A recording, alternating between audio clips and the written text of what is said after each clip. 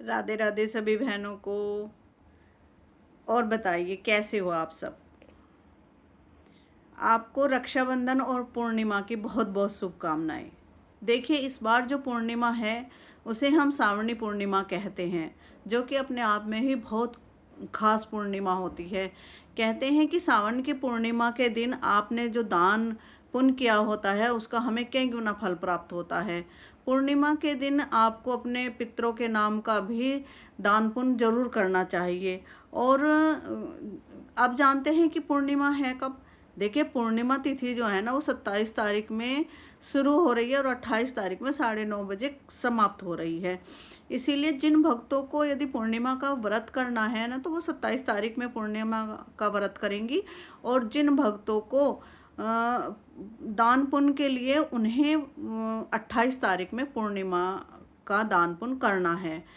क्योंकि जब हम व्रत करते हैं तो हम पूर्णिमा के व्रत को चांद चंद्र देखकर ही अपना व्रत खोलते हैं। तो इसीलिए उन्हें 27 तारीख में व्रत करना है।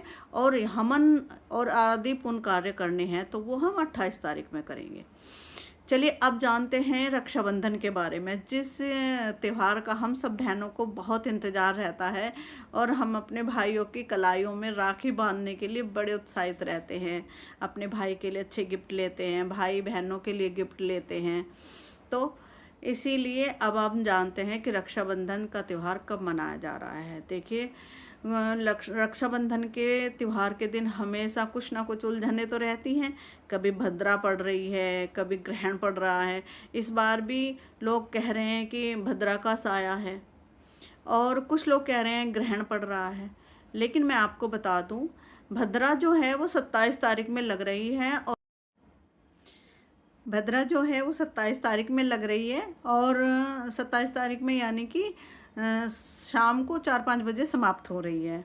तो भद्रा का तो हुआ कि भद्रा है ही नहीं। इसीलिए हमें जो है ना रक्षाबंधन का त्यौहार जो है ना वो 28 तारीख को मनाना है। अब चंद्र ग्रहण की बात करते हैं। चंद्र ग्रहण हमारे देश में नहीं पड़ रहा है। जब हमारे देश में चंद्र ग्रहण है ही नहीं तो उसका सूतक काल या उसका कोई दुष्प्रभाव हमारे देश में है ही नहीं। तो इसीलिए सभी बहनों को बड़े उत्साह के साथ 28 तारीख को ही रक्षाबंधन का त्यौहार मनाना है। रक्षाबंधन के त्यौहार को शुभ समय जो है ना सुबह 9 बजे से 10:30 बजे तक भी है। और इसके अलावा दोपहर को 11 बजे से 12:30 बजे तक भी है। वैसे तो आप सारे दिन रक्षाबंधन का त्यौहार मना सकते हैं, कोई दिक्कत नहीं है। तो इसीलिए आपको जब समय मिले और प्रेम भाव से अपने भाई को राखी का त्यौहार मनाइए। और राखी के त्यौहार के लिए एक मैं छोटा सा आपको उपाय बताती हूँ, यदि आपको करना है तो। कहते हैं कि रक्षाबंधन के दिन अपने भाई को आप उसकी बलाएँ उतारनी चाहिए। उसके लिए आपको एक नारियल लेना है। नारियल को अपने भाई के सर से 7 बार उतार कर केले की जड़ के नीचे रखना है। और विष्णु भगवान से अपने भाई की दीर्घायु के लिए प्रार्थना करनी है।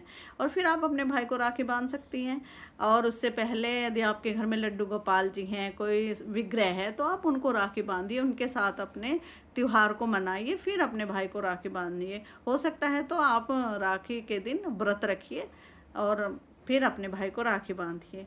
चलिए, आपको मेरा ये वीडियो कैसी लगती है मुझे ज़रूर बताना। यदि कोई कमी रह जाती है या आप किसी और विषय में मेरे से जानना चाहती हैं जो मुझे पता है, तो मैं ज़रूर आपको जवाब दूंगी। मेरी वीडियो यदि आपको अच्छी लगती है तो लाइक करें, सब